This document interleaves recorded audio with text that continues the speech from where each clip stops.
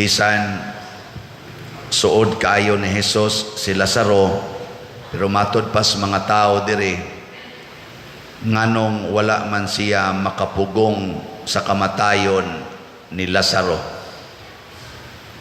Kay bao mo nganong wa siya mupugong sa kamatayon ni Lazaro? Ibaw mo wa barihata wa sa ko kay bao. Pero pwede natong bana-banaon unsa may hinungdan tungod kay gustong ipakita ni Jesus nga kining kamatayon dinhis kalibutan kanabang unang kamatayon inig human natug katao ang musunod ana kamatayon man dili mupugong ang Ginoo ni ana.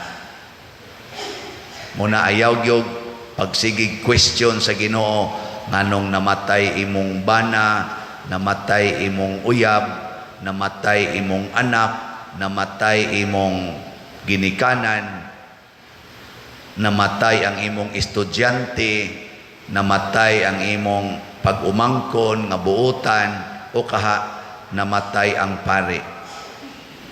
Ayaw na pag-question. Ayaw na pag-ingon Ginoo nganong wa man nimo pugni ang linog didto sa Turkey, nganong wa man kakapugong sa storm surge sa Tacloban, wa man kakapugong sa tsunami didto sa Japan, wa man kakapugong sa linog nga milusno didto sa Bohol daghan kay simbahan. Ayaw na. Kay ang Ginoo dili mo pugong anang unang kamatayon. Sige, lingian na imong tupad. Ing na mamatay ragyod ka. Di na pugnan sa Ginoo, mamatay ra ka. Pero ang Ginoo mihilak pagkakita niya ng mga tao naghilak sa kaguol, apil nas Marta, mihilak siya. Og importante kay ning paghilak sa Ginoo. Dili kabubuton sa Ginoo nga mamatay ta. Wa sa gid siya plano ana. Kang kinsa man ang kabubuton nga mamatay gitang tanan. Ibaw mo kinsa nang kabubuton? Wa usahay ra ba pasangin la natong Ginoo? Kabubuton na sa sala. Ang sala mo'y nagdaan ng unang kamatayon. Nya kay ang sala ni amas kalibutan, patay gitang tanan. Kinsa ninyo dinhi ang way sala ta sa kamot?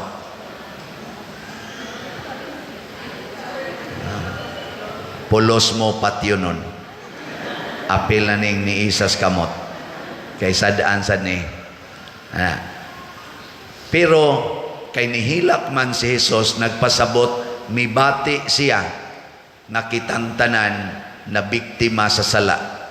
Muna sa unang pagbasa, ingon siya, akong ablihan ang inyong mga lubong. Inigabli na ko sa inyong mga lubong, akong isulod kaninyo ang akong espiritu nga buhi hangtod sa kahangturan. Nya diri sa atong ikaduhang pagbasa, miingon si San Pablo, ang espiritu nga nagpabuhi ni Kristo, maoras ang espirituha ang niya kanato, og maosa na imuhatag og kinabuhing way katapusan.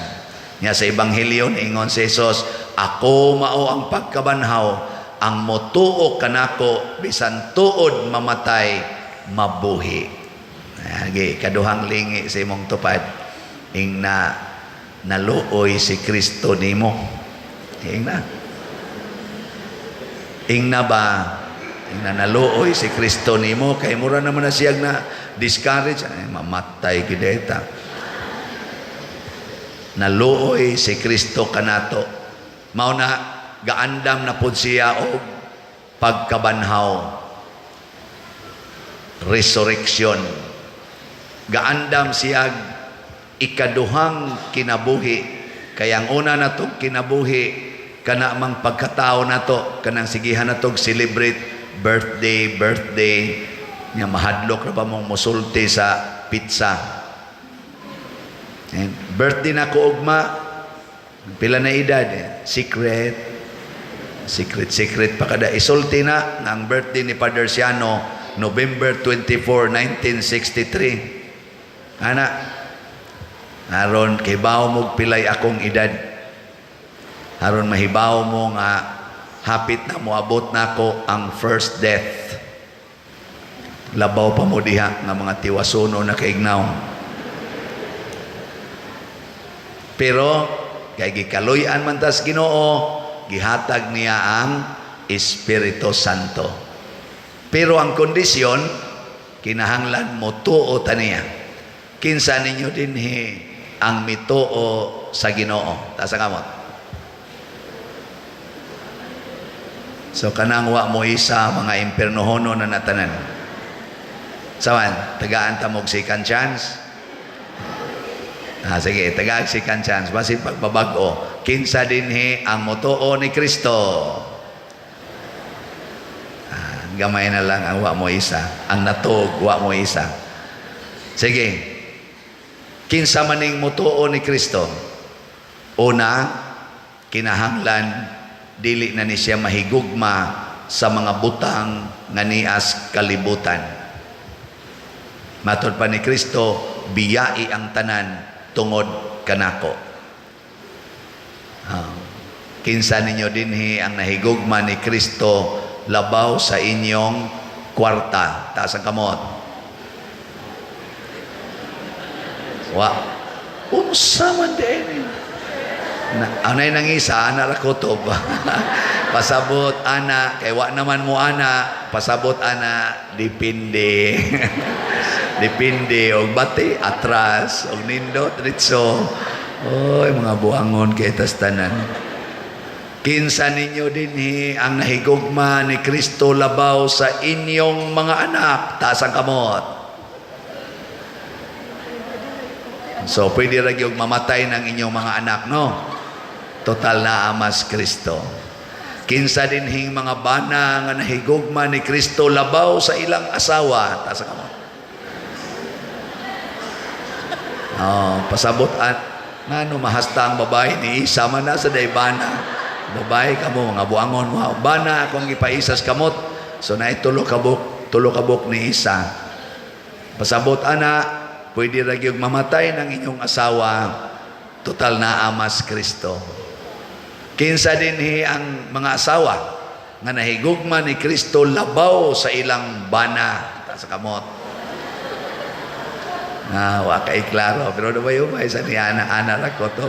Pasabot, pwede ra ginagmangabit ang inyong bana.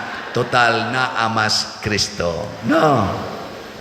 So ang nahigugma ni Kristo, dili na gyud magulanon, dili na mabalakon, pirming relax. Mao na. Kay nga naman, biyai ang tanan, higugma as Kristo. Ikaduha, kinahanglan mahigugma tas pag-antos kuyog ni Kristo. Kanang pag-antos mga igsoon mao gid nay makasantos. Antusan ang imong naong, masantos ka. Kiskisi na imong kilay, maimpirno ka. Antusan ang imong buhok nga giuban, malangit ka. Kulurin ang imong buhok, maimpirno ka. Antusan ang imong naong nga lagom-lagom kay Pilipina man ka, Pilipino man ka, malangit ka. Paputian ang imong naong, maimpirno ka. Antusan ang imong kahidlaw anang imong uyab nga lami na jud kaing tukhangon. Kay kun imo nang buhaton, maimpirno ka. Pero di na nimo hikap-hikapon, malangit ka. Sawan, okay? Okay ba dili? Antusa ang pagpalit og slat kay malangit ka. Ayaw palit, maimpirno ka. Salamat sa mga namalit na tong slat. Ako mong tagag-update ha. Sa atong SBF DAG, ang niantos nato og palit, nakapalit na sila, niabot na as of yesterday og 11,129 ka slots. Pakpak. Sus. Napay daghang antusonon, napay 64,871 ka slots. Nya nindot-nindot na raba paspas kay trabaho nato sa atong kumbinto, giapil pa dag trabaho atong drainage sa tubangan. Sige, atong tan-awon kadiyot ang update sa atong trabaho dias kilid kay di man mo kalantaw dito tanan.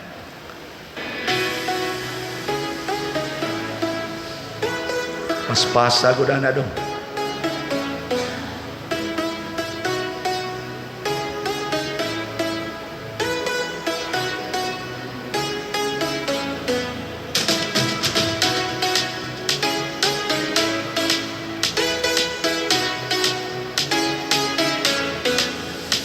Hapit na makompleto pabarog ang tanang mga haligi. 19 man na kahaligi tanan. No, nalibot na ang atong area sa hall, gid nga area sa Tukoron na building.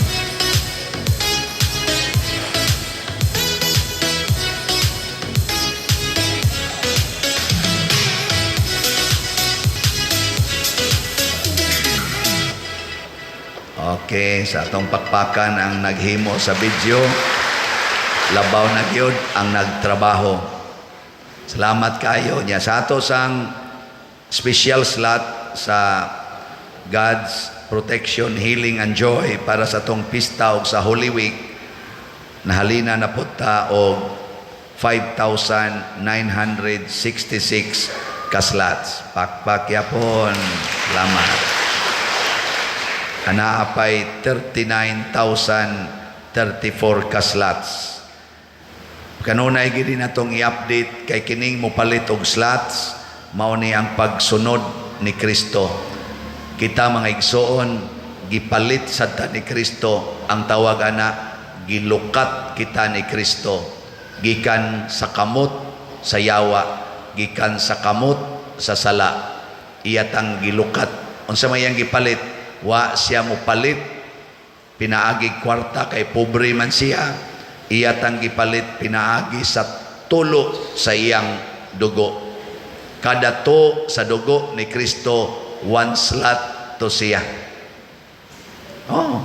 Nagto ang iyang dugo, one slot. Kita wa na taniya hangyo nga mupaagas patag dugo, igo na para nato ang pagpaambit sa atong mga grasya ngadto sa uban dinhi sa simbahan o sa mga nanginahanglan. Sama ni Kristo ang tanan nga naa niya iyang gipaambit. Simbolism ani nga gusto ni Kristo nga magtinabangay ta. Paggawas ni Lazaro sa lugnanan na ay mga bugkos ang iyang lawas kay puston manas una og bindahi ang patay. Unsay giingon ni Kristo? Badbari siya sa mga bindahi.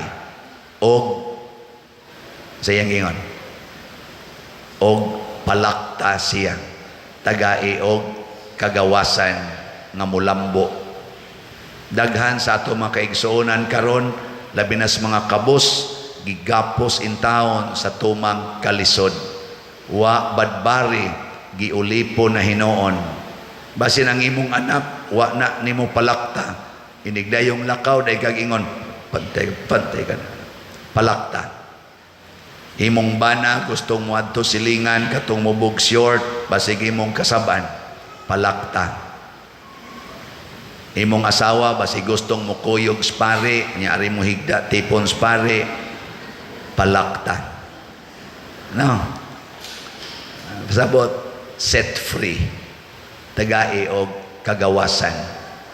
Kaning pulong Lazaro gigamit sa ni kausa ni Kristo sa paghatag o comparison sa kinabuhi. Adunay dato nga porting kaon sa iyang bahandi, sa iyang pagkaon, samtang adunay kabos nga ginganlag Lazaro sa bakba sa iyang pultahan, nangayo og mumho sa iyang gikaon. Ang Lazaro di ay pasabot kabos o nanginahanglan. Imong tupad lingia ing naay Lazaro sa inyo. Naay Lazaro sa inyo. Kanang nanginahanglan ba? Basin kamong mga bata, ang inyong ginikanan nanginahanglan sa inyong time o sa inyong pag-abag. Sige lang mo ng cellphone, sige lang mo ng TikTok. Basin sad, mga ginikanan ang inyong anak nanginahanglan sa inyong pagsabot o sa inyong pagsuporta sa ilang mga ambitions kinabuhi. Sige lang mo yaw-yaw, sige lang mo yaw-yaw.